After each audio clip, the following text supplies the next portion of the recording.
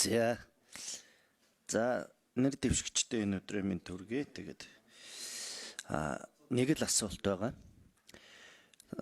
Өнгөрсөн жилээс эхлээл бид нар бол маш их ярьлаа. Төрийн өмчт компаниудын тухай. Төрийн өмчт маш олон компани байна. За энэ дундаас ашигтай ажиллаж байгаа ерөөсө гарын 13-нд багтам компани байна. За ашиггүй ажиллаж байгаа компаниуд бол дийлэнх нь байна. За энэ дундаа 3 жил дараалан ашиггүй ажилласан хэрнээ ямар ч одоо арга хэмжээ авагдаагүй компаниуд маш олон байна. Тэгэхээр энэ компаниудтай ер нь таны одоо ажиллах зарчим юу гэж бодож байна? Энэ төрийн өмчингээд үнгүүдүүлээд, төрийн өмчийг эзгүүдүүлээд, төрийн өмчийг шамшигдуулаад байгаа энэ төрийн өмчийг компанийнхантай ер нь яаж ажиллах юм бэ? Энэ аудитын ороод шалгалт ороод л үр дүнгүй байна, ашиггүй байна гэд гараад байдаг. Дараа жил нь дахиад ордог, дахиад гардаг, 3 дахь жилээ ордог, гардаг. Ингээд ийм тохиолдолд ер нь ямар хариуцлагын арга хэмжээ авах юм? Ер нь энэ дээр таны бодол ямар байгаа? Төрийн өмчт компаниудыг ингээд цааш нь энэ олноор нь байлгаад байх нь зөв юм уу? Тэр хэрэггүй байгаа, ашиггүй байгаа, болохгүй байгаа компаниудыг нь шууд болоод одоо цөөлмөр биш үү? Энд чинь төрийн албан агчдын тоо ч гэсэн одоо нөгөө хасагдана гэсэн чинь улмал нэмэгдээд байна.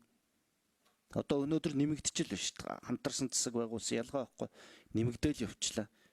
Тэгэхээр энэ дээрээ одоо бас арга хэмжээ аваад үнэхээр зөв зүйтэй ажиллаж байгаа одоо шаардлагаар гарч ирж байгаа газруудыг бол нэмэхээс аргагүй зарим тохиолдолд. Гэтэл үр ашиггүй байгаад байгаа тэр үн удаан жил ажиллаад байгаа тэрийг яаж хамгаалаад байгаад байдیں тэд нар. Ашиггүй гэдэг нь батлагдаад аудитор гараад тахт. Эднэртэй ер нь яаж ажиллана гэж бодож байгаа. Ингээд энэ байдал үргэлжлээд явах уугүй юу? Энэ дээр одоо миний зүгээс одоо хэлэх санал бол нэгдүгээрт асуулт, хоёрдугаарт санал бол энэ дээр л одоо яг одоо аудитын үнэн одоо царайг гаргаж, төрхийг гаргаж, за эрх зүйч хүнийхээ хувьд энэ дээр гаргалгааг нь олж хариуцлага тооцдог тэр системийг бий болгохын төлөө, тэр системийг хэрэгжүүлэхийн төлөө, хуулиа хэрэгжүүлэхийн төлөө гол нь сайн ажиллаарай гэж хүсвэн. Тэгээд дөрөвчийн асуултанд хариулаад өгөөрэй. За, ажлын хэсгийн 4 Магнас Сүрэн нэр дэвшигч хариулъя. За, Аясулан гишүүний асуултанд хариулъя. За, төрийн аудитын хуулиар төрийн өмчтэй холбоотой. За, ялангуяа за нийтийн өмч гэдэг ингээд нэлээд өргөн хүрээнд авсан.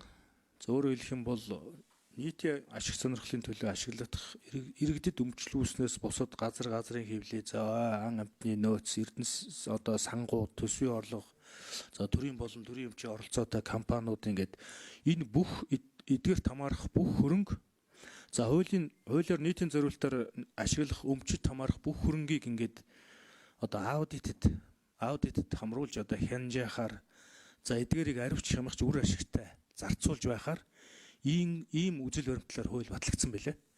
За тийм учраас энэ төрийн өмчт компаниуд бол аудитын одоо нэг үндсэн шалгагдагч этгээд ийм хамар хүрээнд орж байгаа.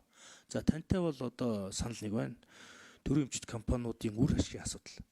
За ер нь бол жил болгон төрийн өмчт компаниуд, төрийн өмчийн оролцоотой компаниуд төрийн өмчийн бодлого зохицуулалтын газраар зорилт төвшнгөө тодорхойлуулж, өөрөөр хэлэх юм бол төсвөө батлуулдаг шиг ингэж ашиг алдагдлаа тооцож батлуулж явдаг. За эндээс харахад бас ингээд цөөхөн компани дээр нь юуны ягаад ашигтай байгаад бусд нь одоо бас ашиг муутай ийм одоо амиа хацаасан байдалтай явж байгаа ийм хандлага бол аль угаасаа байсан байна. Одоо энэ нь бол байгаа нь ил байгаа.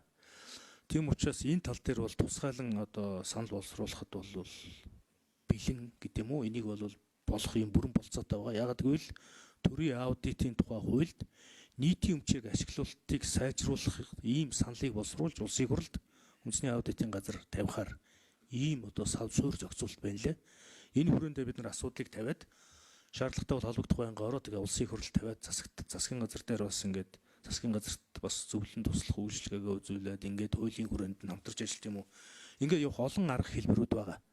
Тийм учраас үр ашгийг сайжруулах чиглэлээр одоо таны хэлсэн саналыг бол онцгойлон анхаарч дэмжиж одоо ажил хэрэг болгохын төлөө ажиллана гэж ингэж хариулах.